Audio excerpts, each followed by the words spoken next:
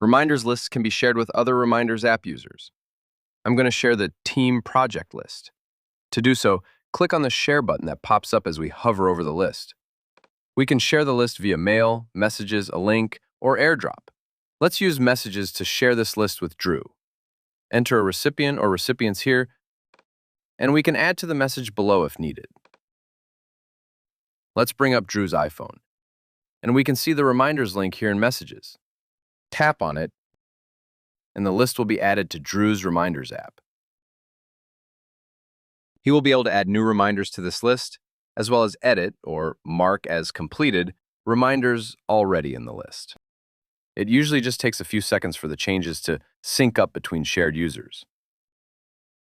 Click the Share button again to see who the list is shared with. From here, we could share this list with more people or stop sharing it. Uncheck the Anyone Can Add More People option, and only the owner of the list, in this case, Warren, will be able to share the list with others.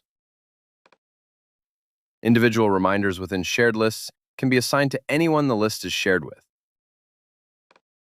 The Assign option will only appear here if the reminder is in a shared list.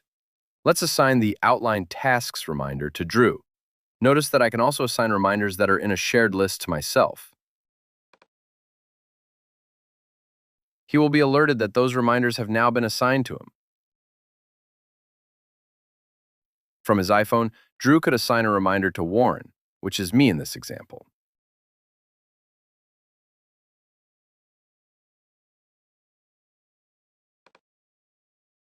That reminder will then appear in the Assign to Me Smart List here.